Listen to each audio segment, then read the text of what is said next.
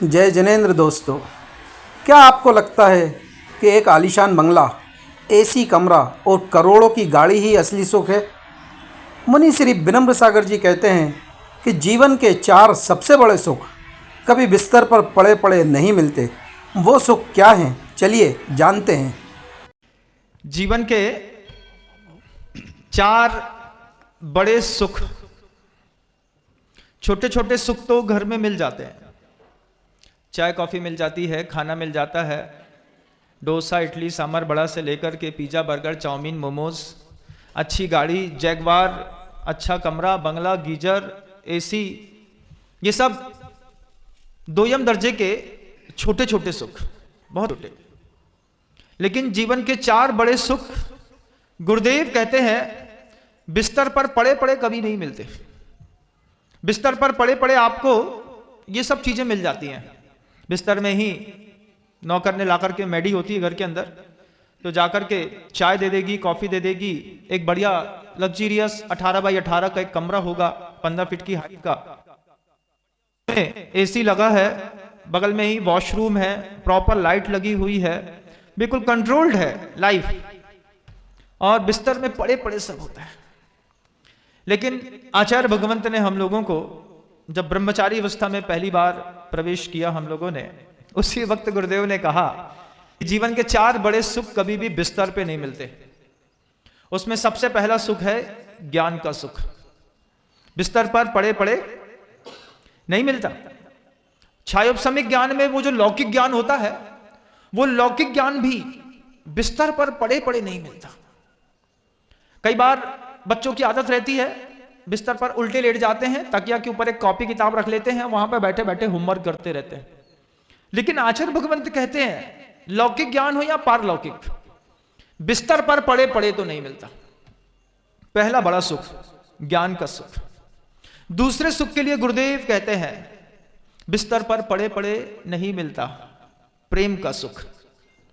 घर के अंदर सारी सुविधाएं होने के बावजूद किसी भी एक शख्स से पूछ बैठूं कि घर के अंदर सब मिलता है, सम्मान और प्रेम घर में मिलता है क्या? पेट भर के भोजन मिलना अलग वस्तु है, लेकिन मन भर के वो जो एक आदर भाव रहता है, उसके लिए भी गुरुदेव कहते हैं कि वो बिस्तर पर पड़े पड़े नहीं मिलता। उसके लिए भी बाहर निकलना पड़ता है। ये बात पहले अजूबी लगती थी कि सब कुछ तो घर के अंदर ही है, लेकिन जब अज्ञान चक्षुरांधानाम ज्ञानांजन शलाकया श्रूणुमीलितं येन तस्मै श्री गुरुवे नमः। गुरुदेव ने आंख खोल करके दिखाया कि प्रेम का सुख घर में नहीं मिलता। बिस्तर पर किसी को वासना तो मिल जाती होगी, दीवालों को चाटने से कभी प्रेम नहीं मिला बंधुओं, ये बात भी गुरुदेव ने साफ सुथरे शब्दों में कही। प्रेम का सुख कभी भी बिस्तर पर पड़े पड़े नहीं मिलता। चार बड़े सुख हैं। तीसरा एक और सबल सुख है परोपकार का सुख। वो भी बिस्तर पर पड़े पड़े नहीं मिलता। आप लोग कभी उस दृश्य को आपने देखा नहीं है, तो आपकी उस विचार शक्ति वहां तक जाती भी नहीं होगी, लेकिन हम उस दृश्य को रोज आंख बंद करके देखते हैं। आप कभी देखिएगा वो सुख परोपकार के कारण किस तरीके से उन साधुओं ने सूली पर चढ़ना स्वीकार किया।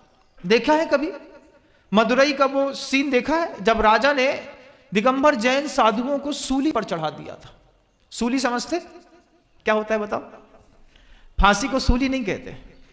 सूली एक खंबे जैसा मोटा होता है, 4-4.5 इंच का, ऊपर बिल्कुल पेंसिल की नोक के जैसा तीखापन रहता है, और उसमें मनुष्य को उसके मल द्वार के स्थान से उस स्तंभ के ऊपर ऐसा फंसा दिया जाता है।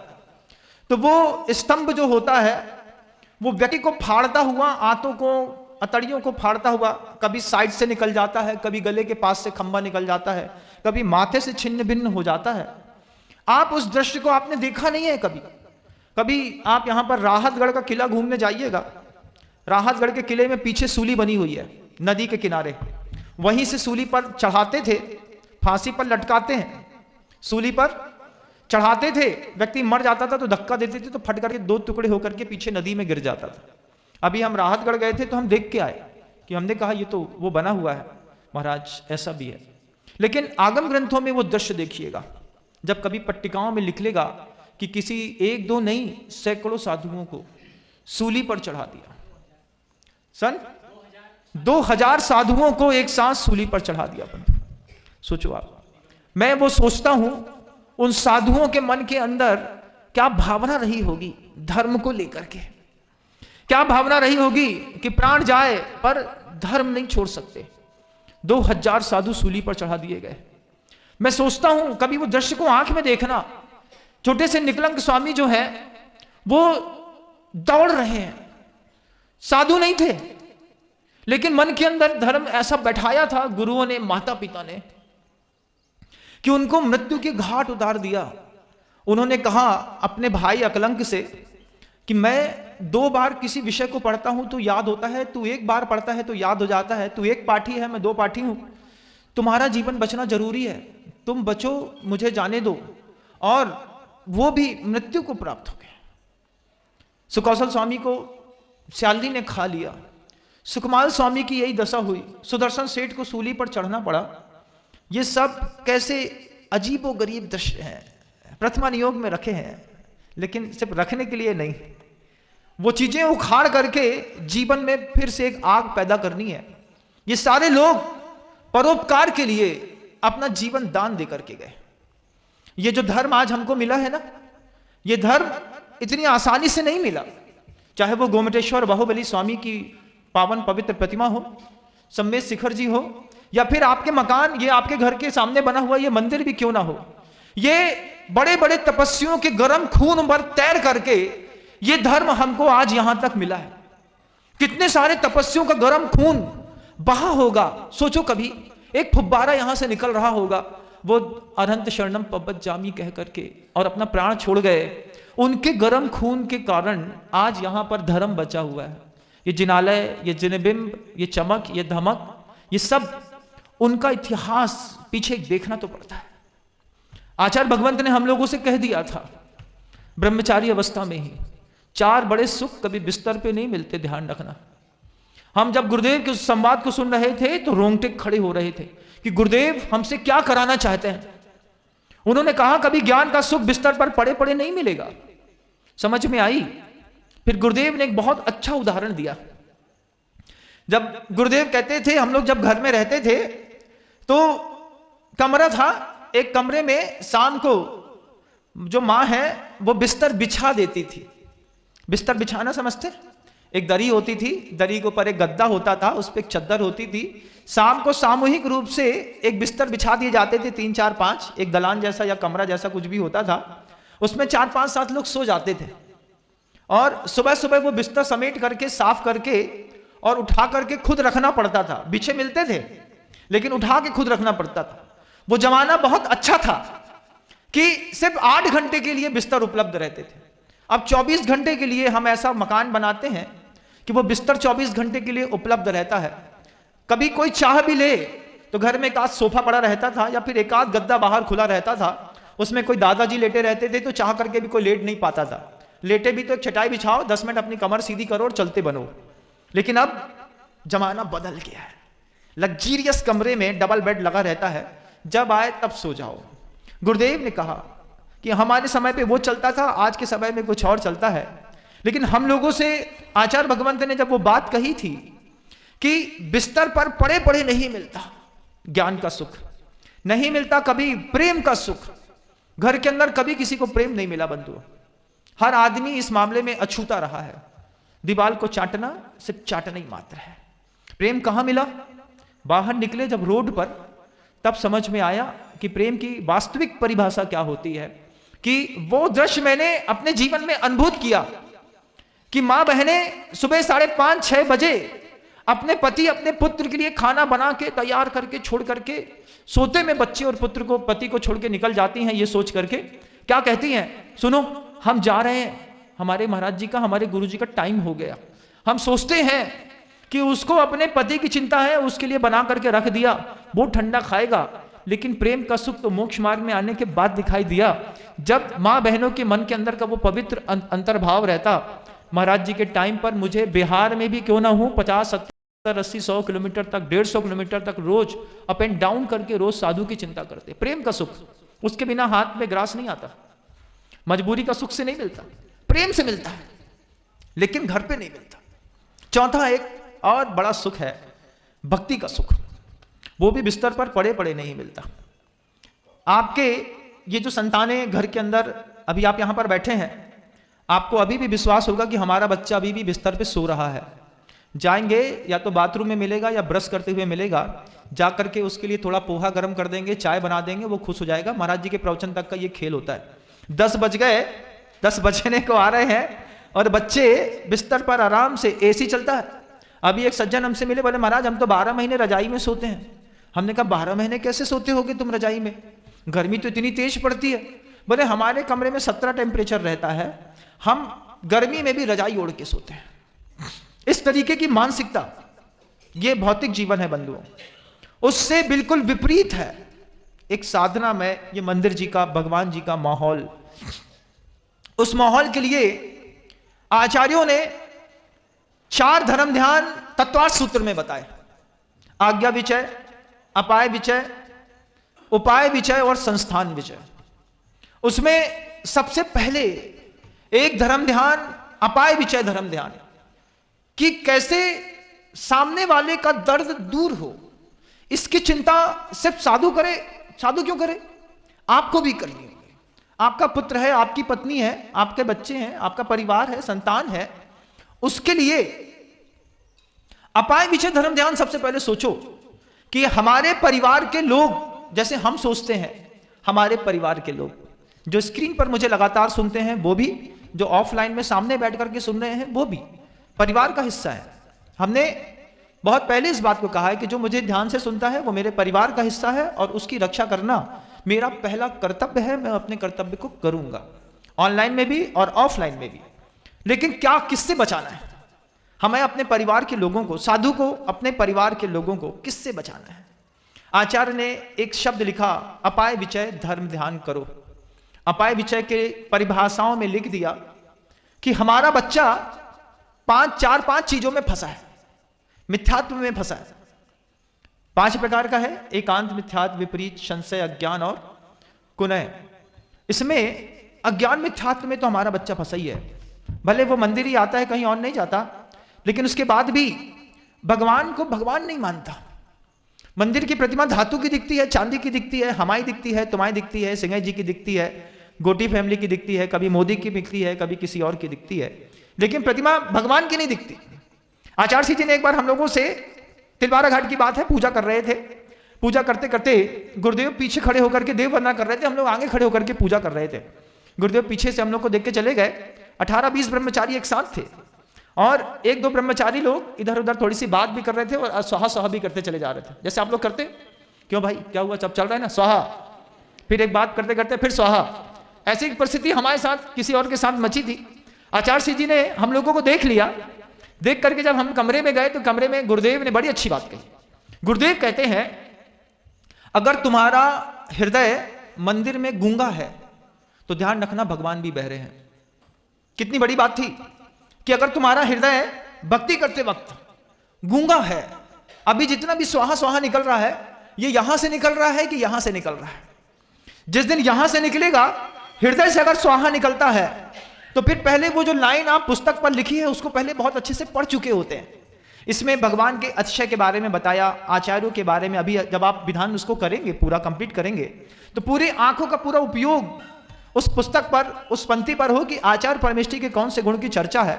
उसको 10 सेकंड में जी लो, अर्घ उठा लो और फिर उसमें कहो स्वाहा, फिर स्वाहा, ये भी मुझे प्राप्त हो, ये भी मुझे प्राप्त हो, ये भी मुझे प्राप्त हो। इस तरीके से ये विधान इत्यादि किए जाते हैं। गुरुदेव ने हम लोग को छोटा सा दृश्य देखा कि 1-2 लोग बात कर रहे हैं, स्वाहा स्वाहा कर रहे हैं। गुरुदेव कमरे में आकर के कहते हैं, अगर तुम्हारा हृदय गूंगा है तो ध्यान रखना भगवान भी बहरे हैं, और अगर तुम हृदय से बोलते हो तो प्रभु भी अपने कान से सुनते हैं और तुम्हारी हर बात पूरी होती है। इसलिए जब कभी भी जिनालय में, जब कभी भी इस तरीके के आयोजनों में भक्ति करो तो कभी दिमाग से, कभी शब्दों से ना करके दिल से करने की कोशिश करो। अपाय विचय धर्म ध्यान गुरुदेव ने हम लोगों को बताया। दीक्षा लेने के बाद हमेशा सूत्र देते रहे, ध्यान रखना एक समय तक खुद को संवारना पड़ता है और उसके बाद पूरी दुनिया। जैसे तीर्थंकर को एक समय तक स्वयं को संवारने के लिए जंगल में एकांत में बैठना पड़ता है, उसके बाद धर्म के प्रचार करने के लिए पूरी दुनिया के बीच में समोषण लगाना पड़ता है। गुरुदेव के शब्द हैं, गुरुदेव कहते हैं कि सत्य की प्राप्ति के लिए जहां नितांत एकांत की जरूरत पड़ती है, तीर्थंकर की सत्ताधारे पुण्य वाला भी कोई व्यक्ति क्यों ना हो, जंगल में जाकर के सत्य की खोज करता है, प्राप्त करता है, केवल ज्ञान को प्राप्त करता है। सत्य की प्राप्ति नितांत एकांत में और सत्य का प्रचार पूरे समोषण के बीच में 12 सभा लगा करके होती हैं। ये परिस्थितियां मात्र तीर्थंकरों के जीवन में नहीं घटती, हमारे आपके जीवन में भी। और सिर्फ साधु ही ध्वज संवाहक नहीं है, आप भी हैं। हमारी तो सिर्फ आप तक पकड़ है, लेकिन आपकी तो पूरी दुनिया तक पकड़ है बंधु। जहां तक साधु नहीं पहुंच सकता, वहां तक श्रावक पहुंच करके धर्म की, अपने महावीर की, अपने भगवान की, अपने गुरु की प्रभावना करता है, हर शब्दों में प्रभावना करता है बंधु। गुरुदेव ने वे 5 अपाय विषय धर्म ध्यान के बारे में हम लोगों को स्पष्टता समझाया था। आज भी रामटेक का वह दृश्य याद है मुझे, जब गुरुदेव ने कहा जब किसी को देखो तो बस उसके ऊपर करुणा करो। करुणा कैसे करो कि हमारा ये जो श्रावक है वो फंसा है बेचारा मिथ्यात्व में, बाहर निकालो, अविरति में बाहर निकालो, प्रमाद में फंसा है। इंद्रिय के सुख दिखाई देते हैं, हास रति अरति शोक भय जुगुप्सा, 3 वेद दिखाई देते हैं, 5 इंद्रियों का संयम दिखाई देता है, लेकिन भगवान दिखाई नहीं देता। इसी का परिणाम तो है कि वो बच्चा जो है, जिसका कल आपको उपनयन संस्कार कराना है, आपने भी कुछ सोच लिया, आज क्यों बच्चे को डिस्टर्ब करें, कल ही करेंगे, ऐसा सोचा होगा। नहीं तो इस पूर्व भूमिका में वे सारे के सारे बालक उपस्थित होते कि हमारे लिए आयोजन किया जा रहा है, हम ही अनुपस्थित थे।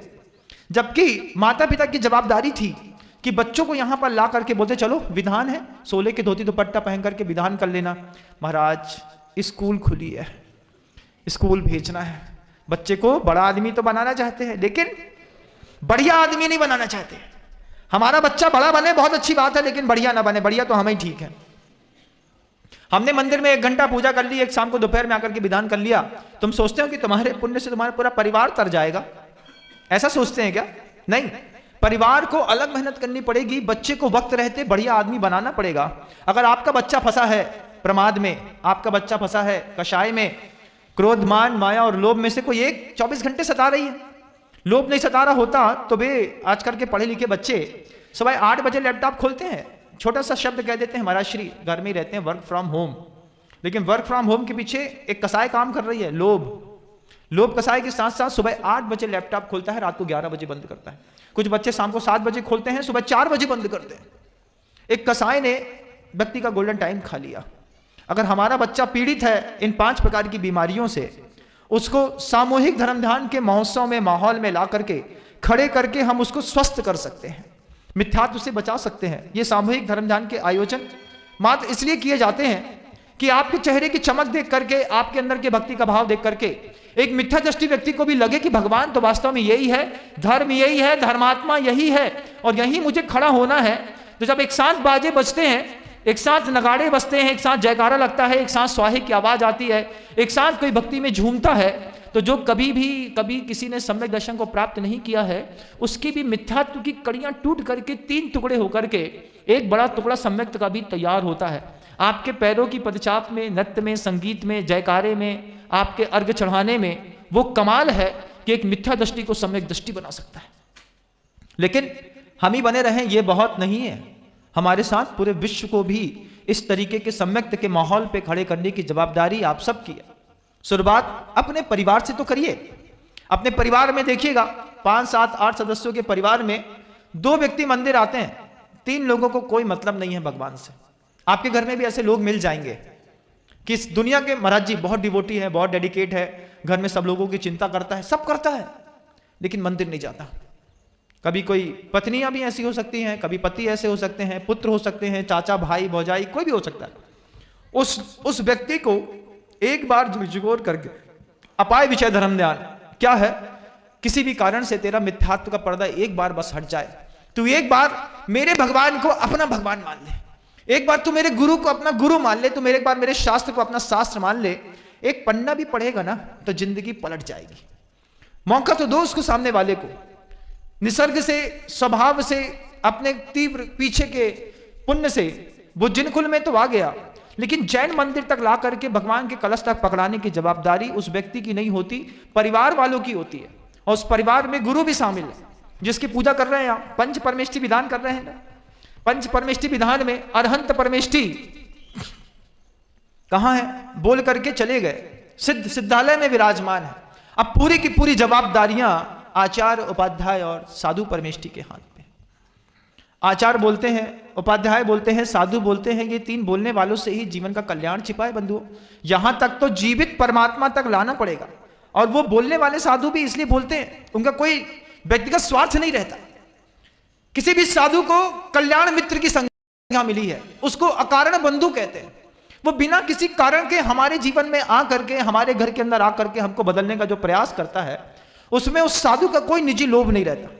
मुझे मेरे गुरु से इतना मिला है, मुझे आपसे क्या चाहिए। आचार्य जी ने मुख माटी में लिखी है वो बात। गुरुदेव कहते हैं, एक असंयमी एक संयमी को क्या देगा, और एक संयमी एक असंयमी से क्या लेगा, क्या देगा वो मुझे जब मेरे गुरु से मिल गया, 3 बड़े बड़े मेडल छाती पर लगा दिए, सम्यक दर्शन ज्ञान चारित्र के तब के लगा दिए। अब कोई एक असंयमी एक संयमी को क्या देगा, और एक संयमी भी, दोनों शब्द लिखे, संयमी के लिए भी कहा कि एक संयमी एक असंयमी से क्या लेगा। वो जो तुम देते हो, वो जो तुम लेते हो, तुमको लगता है कि मैंने महाराज को दिया, वास्तव में वो तुम अपने लिए रास्ता खोल रहे हो। तुम्हारा छोटा छोटा दान, तुम्हारी छोटी छोटी भक्ति, थोड़ी छोटी पूजा, छोटा छोटा पड़गाहन, कभी कभी धोती दुपट्टा पहनना, मंदिर जाना, पूजा करना, गुरुओं की उपासना करना, भूत वृत्तनुकंपा दान सराग संयमाद योग शांति शौचमिति सद्वेदस्य प्रसम भाव को रखना, ये गुरु के लिए नहीं, गुरु की खुशी के लिए नहीं। इसके कारण हम अपना रास्ता खोल रहे हैं। हम पहले भी कह चुके, ये जो मुनिपना है, ये जो साधु है, ये जो सामने बैठा व्यक्ति है, ये मोक्ष मार्गी तो है, लेकिन अभी भी संजलन कसाय में फंसा है। संजलन कसाय भी कभी कभी तीव्र रहती है, तीव्र संजलन कसाय, मंद संजलन कसाय और मंदतर संजलन कसाय। 6वें गुणस्थान में संजलन कसाय का तीव्र उदय रहता है, 7वें में मंद रहता है, और 8वें गुणस्थान में मंदतम रहता है। 6वां 7वां संजलन कसाय में फंसा हुआ व्यक्ति संसार में रह करके धर्मात्मा तो कहला सकता है, लेकिन भगवान नहीं बन सकता। ये लिंग भी जो बाहर दिख रहा है बंधुओं, ये भी उस रास्ते का एक पड़ाव मात्र है। इसके आगे एक और चारित्र मिलता है, जिसको यथाख्यात चारित्र कहते हैं। वो आज तक मिला नहीं, वो आज तक प्राप्त नहीं हुआ। विदेश क्षेत्र नहीं मिला, सिमंदर स्वामी नहीं मिले, साक्षात मुक्ति का मार्ग नहीं मिला, सुत केवली का पाद मूल नहीं मिला, रत्नत्रय नहीं मिला। एक बार मिल गया होता तो सब के सब यहां से बाहर निकल गए होते, लेकिन वो मिलेगा इस रास्ते से। पंचम काल में गुरुदेव के शब्द हैं, कोई दूध का धुला नहीं होता, सबके कहीं ना कहीं दागदार जिंदगी रहती है। पंचम काल में अगर कोई दूध का धुला होता तो वो पंचम काल में ही नहीं होता। पंचम काल में आया है तो दूध का धुला नहीं है, लेकिन दूध से धुलना है। ये माँ, ये गंगा, ये जो जिनवाणी यहां पर बह करके पूर्वजों के पुरुषार्थ से आई है बंधुओं। गर्म खून पर तैर करके ये जिनालय हमको मिले। हमारे आचार्यों ने, तपस्वियों ने, गृहस्थों ने कितना दान दिया है, इतिहास को एक बार देखिएगा। सोचिएगा कि जिसकी दीवालों पर सिर्फ लिपा पोती और पेंट के खर्चे के लिए हमको सोचना पड़ता है, उसकी नींव हमारे गुरुओं ने ठोस सोने से भरी है। अच्छे अच्छे सोने की सिल्लियां, चांदी की सिल्लियां लगाई हैं। आज हम भले प्रतीक रूप में लगाते हैं, लेकिन बहुत सारे ऐसे जिनालय हैं जहां पर आज भी गुरुओं ने, तपस्वियों ने उपदेश देकर के श्रावकों को जब संबोधित किया, ऐसी बड़ी बड़ी सिल्लियां लगा करके वहां पे भूमि पूजन किया। इसके ऊपर बनेगा मेरे प्रभु का मंदिर, और तभी वो परिणाम निकलता है। कभी किसी जिनालय से, कभी किसी देवालय से, कभी किसी और मंदिरों से जब 1-1 लाख करोड़ की संपत्तियां निकलती हैं, सोने चांदी हीरे मोती निकलते हैं, उस वक्त पूछा गुरुदेव से कि गुरुदेव मंदिरों में इतना पैसा कैसे आया। गुरुदेव ने बस एक शब्द कहा, मंदिरों से जो उनको मिला उसके बदले में बस यही दिया जा सकता था, इसके अलावा देने के लिए उनके पास कुछ था नहीं। मंदिर से जब शांति मिली, मंदिर से जब सम्यक दर्शन मिला, मंदिर से जब कसाय रहित जीवन मिला, उसके बदले में मंदिर को कोई क्या देगा। जो कुछ बचा था उठा करके मंदिरों में छोड़ आए।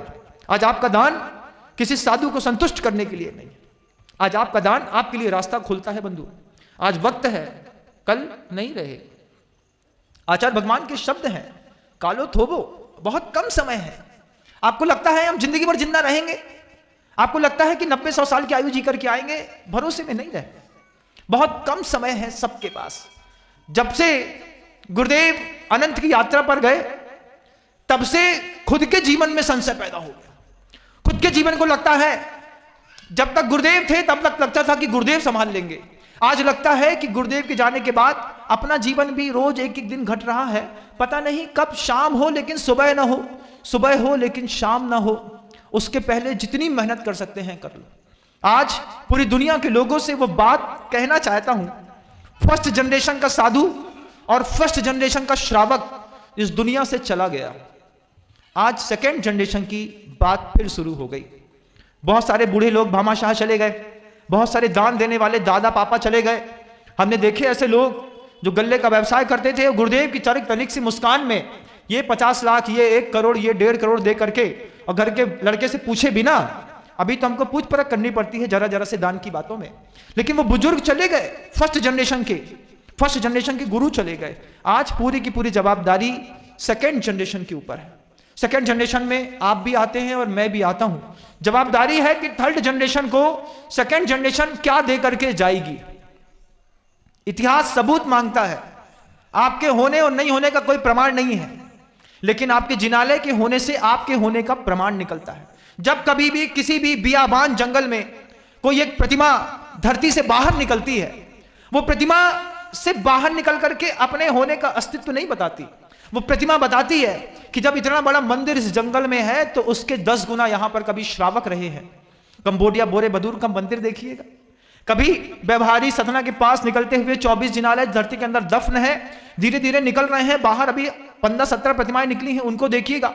कभी देखिएगा जगदलपुर गीदम में जहां उम्मीद नहीं है कभी कोई जैन रहता है, जब वहां पर कभी जेसीबी से आयरन ओर की माइंस की खुदाई होती है, उधर पर भी आदिनाथ भगवान की, मल्लीनाथ भगवान की, पार्श्वनाथ भगवान की जब कोई प्रतिमा निकलती है, कहीं पर भी प्रतिमा प्रमाण देती है कि हम तो एक निकले हैं, लेकिन हमारी सेवा करने वाले 1000 से ज्यादा लोग इस क्षेत्र पर रहते थे। इतिहास को पलट करके जब हम देखते हैं तब समझ में आता है कि अस्तित्व कितना जबरदस्त है। आज सेकेंड जनरेशन की बहुत बड़ी जवाबदारी है। सेकेंड जनरेशन में आप भी शामिल हैं और हम भी शामिल हैं, और हमारी जवाबदारी है आगे वाली थर्ड जनरेशन के लिए अपनी भूमिकाएं तय करना। घर के अंदर का वो जो बच्चा मिथ्यात्व में, अविरति में, प्रमाद में, कषाय में और मन वचन काय की दुष्प्रवृत्तियों में लिप्त है, उसको वहां से उठा करके मंदिर तक लाना आपकी जवाबदारी है। मंदिर से उठा करके मंदिर की बेदी पर बैठाना हमारी जवाबदारी, हम बैठा के दिखाएंगे, लेकिन आपको उनको वहां तक तो लाना पड़ेगा। लेकिन अगर हम ये कह दें हमारे बच्चे का CA CFA चल रहा है, महाराज रात में लेट सोया है, सवेरे सो रहा है तो सोने दो, तो उसको, उन माँ बहनों को इस बात की सूत्र, नीति वाक्यामृत का वो सूत्र याद होना चाहिए, माता शत्रु पिता बैरी, ये न बालो न पाठिता। अगर अपने बच्चे को मंदिर तक नहीं लाते और सोने देते हैं, तुम दुनिया की वो शत्रु हो। कल भी कही थी वो बात, जब एक मां के हाथ से बच्चा बिगड़ता है तो भगवान भी नहीं सुधार सकता, उसकी भी ताकत नहीं है, क्योंकि अपनी ही जननी के प्रमाद के कारण वो बिगड़ गया। ये 5 प्रकार के प्रमादों से ये आयोजन, ये महोत्सव आपको बाहर निकालते हैं। चूंकि अभी आपका समय हो रहा है तो शब्दों को विराम देता हूं। देव श्री विद्यासागर जी महाराज श्री की जय।